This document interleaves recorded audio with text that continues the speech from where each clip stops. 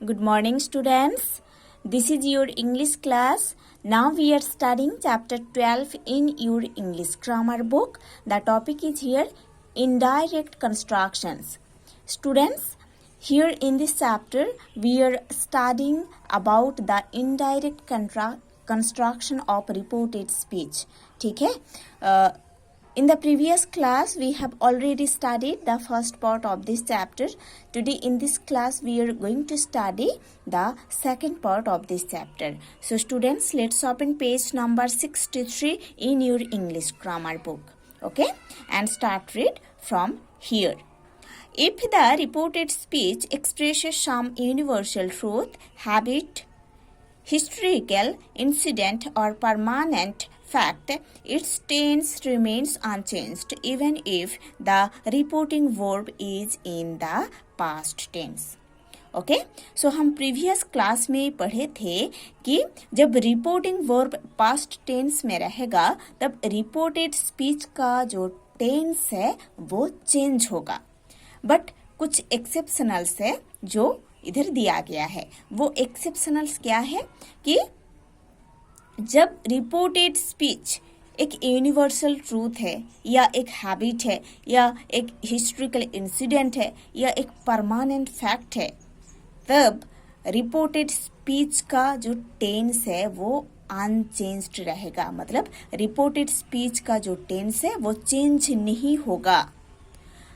Reporting verb past tense में रहेगा तो फिर भी रिपोर्टेड स्पीच का टेंस चेंज नहीं होगा. ठीक है? सो रिपोर्टिंग वर्ब पास्ट टेंस में है, बट रिपोर्टेड स्पीच जब एक यूनिवर्सल ट्रूथ, जब एक हैबिट, जब एक हिस्टोरिकल इंसिडेंट या जब एक परमानेंट फैक्ट को एक्सप्रेस करते हैं, तब रिपोर्टेड स्पीच का जो टेंस है वो चेंज नहीं होता है. ठीक है?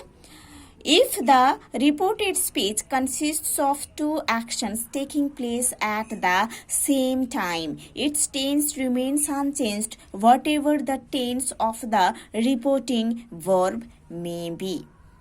Okay?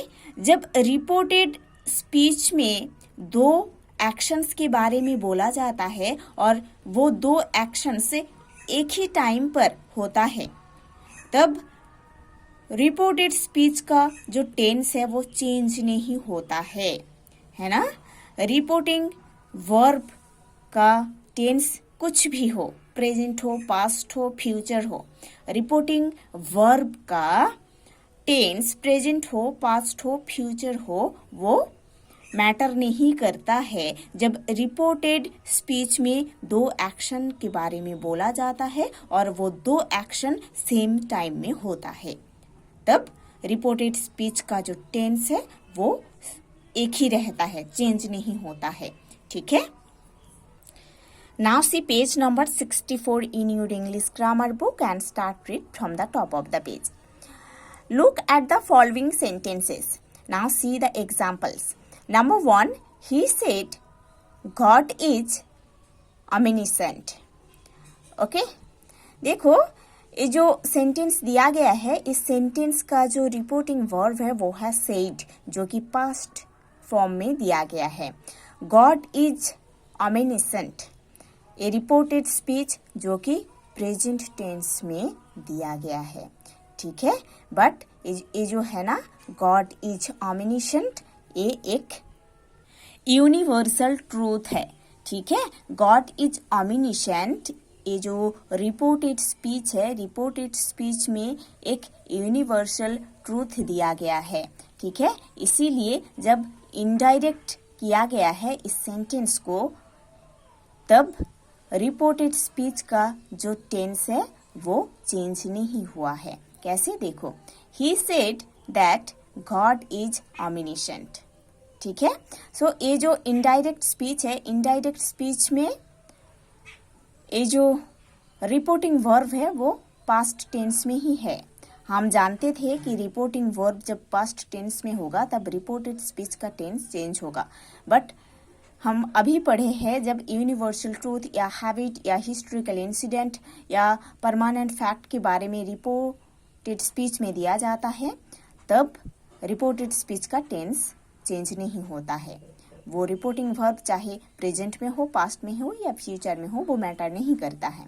ऐसे एक एग्जाम्पल इधर हम देखे हैं। ही सेड है रिपोर्टिंग वर्ब जो कि पास्ट टेंस में दिया गया है। देन दैट है लिंकर, गॉड इज ऑमिनिशेंट। ओके, सो ये एक यूनिवर्सल ट्रूथ है, इसीलिए इस रिपोर्टेड स्पीच का जो टेंस है वो चेंज नहीं हुआ है। Number 2, the boy said I take exercise daily. ठीक है, ये जो सेंटेंस दिया गया है, इस सेंटेंस में रिपोर्टिंग वर्ब सेड है जो कि पास्ट टेंस में दिया गया है। रिपोर्टेड स्पीच है आई टेक एक्सरसाइज डेली, है ना। ये जो रिपोर्टेड स्पीच है ये एक हैबिट को एक्सप्रेस कर रहे हैं, है ना। बॉय का एक हैबिट को एक्सप्रेस कर रहे हैं रिपोर्टेड स्पीच।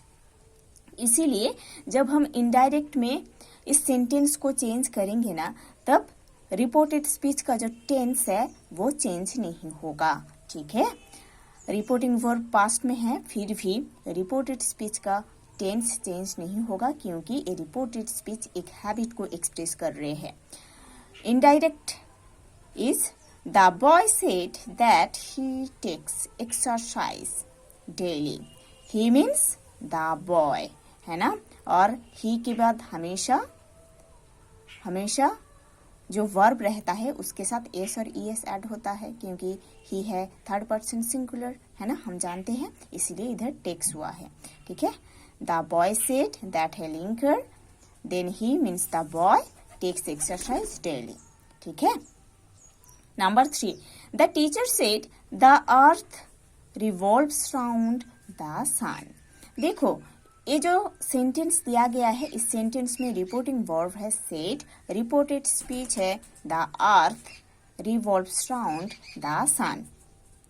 सो इस सेंटेंस में रिपोर्टिंग वर्ब सेड है जो कि पास्ट फॉर्म में दिया गया है। The earth revolves round the sun, ये है रिपोर्टेड स्पीच जो कि एक यूनिवर्सल ट्रूथ को एक्सप्रेस कर रहे हैं, या आप बोल सकते हो ये एक परमानेंट फैक्ट को एक्सप्रेस कर रहे हैं, है ना।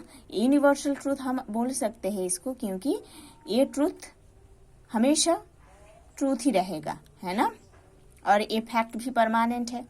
ठीक है, सो जब हम इनडायरेक्ट करेंगे इस सेंटेंस को तब ऐसे आएगा, द टीचर सेड दैट है linker, the earth revolves, the earth, है ना, the earth revolves round the sun. इधर जो रिपोर्टेड स्पीच है, रिपोर्टेड स्पीच का जो टेंस है वो चेंज नहीं हुआ है इनडायरेक्ट में।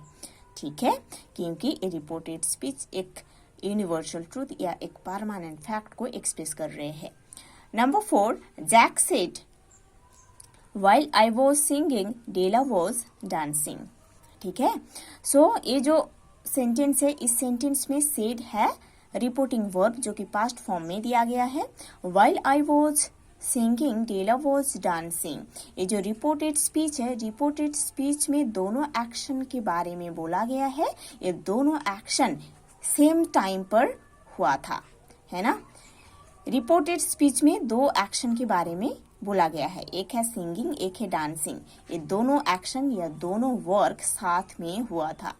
ठीक है, हम पढ़े हैं जब दोनों एक्शन एक ही टाइम पर होता है तब रिपोर्टेड स्पीच का जो टेंस है वो इनडायरेक्ट फॉर्म में चेंज नहीं होता है। So see the indirect form, Jack said that while he was singing Della was dancing. ठीक है, जैक सेड दैट है linker, while I means who, I means he, Jack. ठीक है, he was singing Della was dancing. देखो indirect में जो reported speech है वो सेम है, रिपोर्टेड स्पीच का जो टेंस है वो चेंज नहीं हुआ है। ठीक है, so students you have to study to this portion. In the next class we will study the next part of this chapter.